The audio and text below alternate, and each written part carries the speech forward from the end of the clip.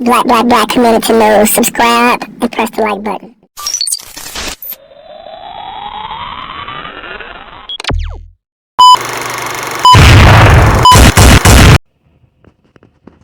Go live, damn it. I really don't want to do it because I know she gonna call the police. You feel me? But it's the press. We can pull up to where you at. You doing all that woofing, all that biting, nigga.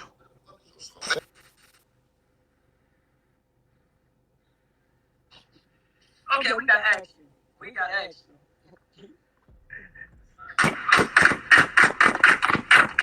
Streamed online for all to see. An argument on Facebook Live goes from heated to deadly. And we begin in Ypsilanti, where that deadly shooting captured on Facebook Live has left the community stunned. The victim had become somewhat of a local celebrity because of those live. Family, we got another killing that's live on another social media platform. And I gotta make something clear, family. Always listen to what I say and not what you assume I'm saying. In this case, we got a man that was on social media. He ended up talking about a guy's mom inappropriately. And it seemed like the son of that lady who he was talking about had responded, once again, on social media, family. Lord. Only moments later, while one person still on live, he was found dead on that same Facebook Live where he was caught a number of times talking about other people. But before we jump into this, fam, remember, I don't give you no angle. I just give you the story. So with that being said, make sure you like, comment, and subscribe. And we're going to jump right to it. Fam, we're going to Michigan, where we got two Michigan natives who end up going back and forth on Facebook Live. Early this morning, July 28, 2022, around 11 a.m., deputies responded to a shooting in the West Willow neighborhood. And according to authorities, Katie Moore. I'm Sharice Gibson. A manhunt is underway in rural Tennessee for the suspect police say shot and killed a woman in broad daylight in the Tremaine neighborhood. It is shocking, and it happened in the 1400 block of Iberville. That same man, identified as BJ Brown, is also accused of shooting a police officer during a traffic stop in Erin, Tennessee. That's a small city that's west of Nashville. And Paul Murphy reports there's video circulating on social media that shows the brutality of Monday's killing here in New Orleans. According to police, 32-year-old BJ Brown hit the road after he allegedly shot and killed a woman in a Treme parking lot. The shooting happened in the 1400 block of Iberville Street Monday morning around 9:30. Family members identified the victim as Cassandra Jones. They say Jones and Brown used to date. According to a witness, Brown shot Jones in the back and she ran until she collapsed. Video shows a man carrying a long gun walk up to Jones, who was struggling on the ground, and shoot her 2 more times.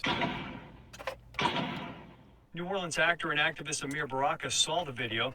He called the murder shocking because of its brutality and for what he sees as a lack of outrage in the community. I didn't see no football players, no basketball players, nobody tweeting about this. This was a black woman that was brutally gunned down, murdered like a dog in the street. I wouldn't shoot a dog like that.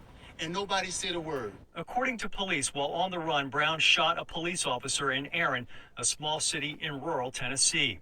The town's police chief, Mark Moore, said the suspect got out of his car during a traffic stop and fired at the officer, striking him while he was in his patrol car. Officer returned fire at the suspect as he fled on foot from the scene. The chief said the officer's injuries are not life-threatening.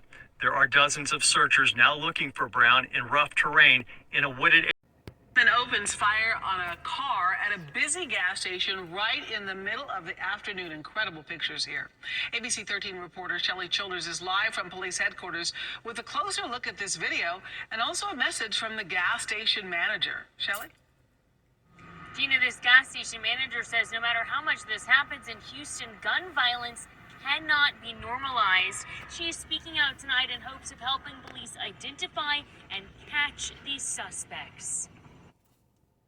It scared everybody. Watch as these two men get out of a black Chevy Camaro, fully masked, one carrying a long gun, and walk through a busy gas station parking lot. Broad daylight. It was, 1:30 in the afternoon. I was shocked. As a customer tries to hide behind her car, police say these guys walked up to a woman parked at a pump. They tapped on her window with the shotgun, and I guess whenever she saw them and realized what was happening, they tried to open her car door, and she peeled off and they shot at her twice. As the men tried to chase after that car, This manager says she was dialing 911 and customers crowded into the store. I got to figure out how to calm everything down because everybody in the store was freaking out. Everybody was like screaming. It all happened last Wednesday at the Shell gas station off Aldine Westfield and Farrell Road near Bush Airport. The store manager, who asked us not to use her full name for protection, says gun violence like this cannot be normalized. My customers are my priority, and I want them to be safe, and I shouldn't have to worry about them being safe at 1:30 in the afternoon. A $5,000 reward is available for a tip that leads to an arrest of these two men. If you know anything about this aggravated robbery, call Crime Stoppers anonymously at 713-222-TIPS. Shelley Children. Now, a 19-year-old is sitting in jail accused of killing a man outside of a Midtown apartment complex. Police say the teenager shot and killed Desmond Key during a targeted robbery. This was outside the Dagny Midtown Apartments on Juniper Street back in April. Yesterday, they picked up Keon Hudson in Norcross after putting out a warrant for his arrest. He's booked in the Fulton County Jail on charges of murder and armed robbery. Tonight, as Brittany Macon's family shares their grief, she was shot and killed at a Subway restaurant Sunday night over too much mayo. And this is our first look at the suspect. There he is, 36-year-old Melvin Williams. 11 Alive's Paulo Soro found out this is not his first run-in with police. I'm just so thankful that they was able to catch this person that did this to my cousin. Because so many cases nowadays keep going because they can't never find the person who did it. Brittany Macon's heartbroken cousin, who wished to remain anonymous, is finding gratitude in a time of grief. On Wednesday, police identified the suspect who shot and killed Brittany and injured 24-year-old Jada Statham as 36-year-old Melvin Williams. I really think the higher power. Bangkok News, a family is left heartbroken. This 26-year-old was hit and killed after celebrating her birthday. But my name was Ed Rock. My name was Al Rock, and they took that rock from us. They left it on I-10 unattended. Tonight we're hearing from loved ones mourning the loss of Arajane McTeer. Troopers say that she was walking along I-10 near McDuff Avenue when she was hit by two cars. Both drivers did stop and they tried to help, but we're told McTeer did not survive. Some News for Jax reporter Renee Beninati has been speaking with McTeer's father and sister. Renee's joining us near this intersection of the interstate. Renee, does the family even know why she was walking along the interstate? Kat, they do not, and those are some of the answers they're trying to just get tonight. They told me Arajane and two of her friends traveled from Georgia here to Jacksonville to celebrate her birthday. They want to know why and how she ended up on the interstate near here alone. Arajane McTeer rang in her 26th birthday with friends in downtown Jacksonville last Friday. Her father says she had a lot to celebrate. McTeer just graduated college with honors and was starting her career in the medical field. I wanted to see my baby in her uniform with her name saying that she worked for Dr. So-and-so. And I wanted to see her grow up to one day be a mother and a wife. Dreams cut short. 12:38, I text my daughter, "Happy birthday, I'm so proud of you, I love you." She texts me back, "Thank you, I love you too."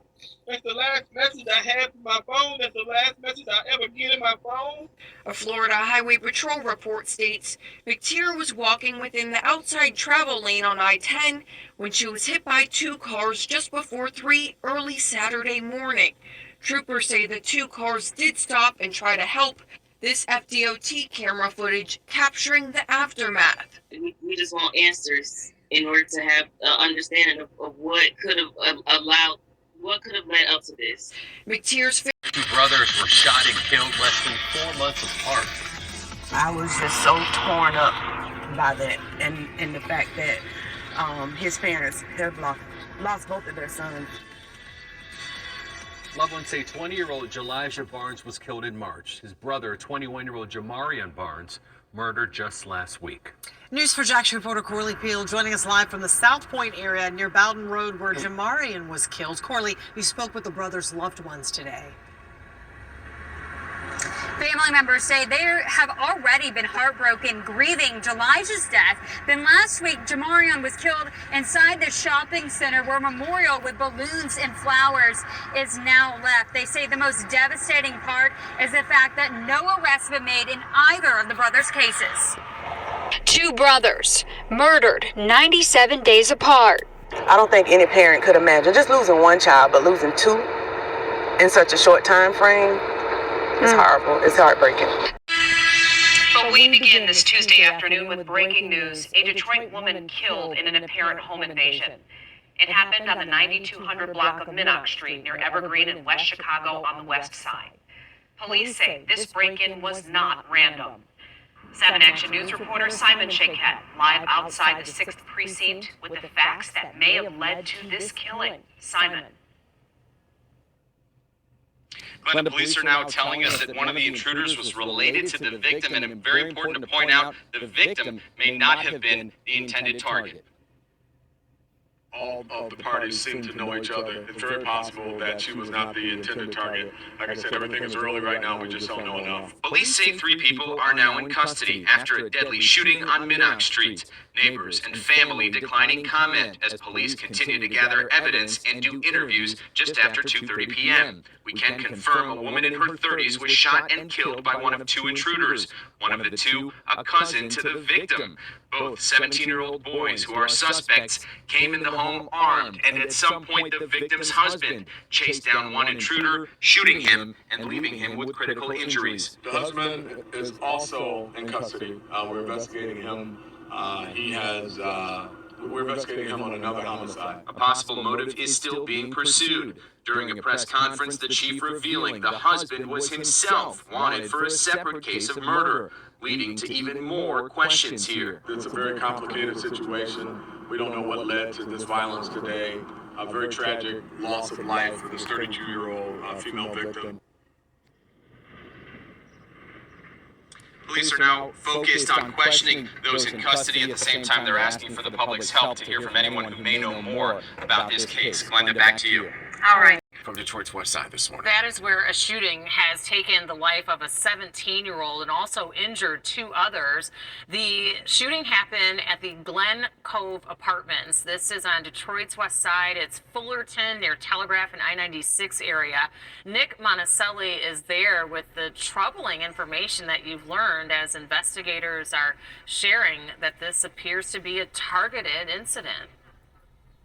Yeah, it really is, considering the way that all this played out. I'm going to step out of the way here. I'm going to show you that DPD now has a canine unit out here because they are still trying to find as much evidence as they can, especially they're looking for shell casings out here. There were so many shots, and they want to get a really good record of exactly what happened, how it happened, and how many shots were fired into this apartment.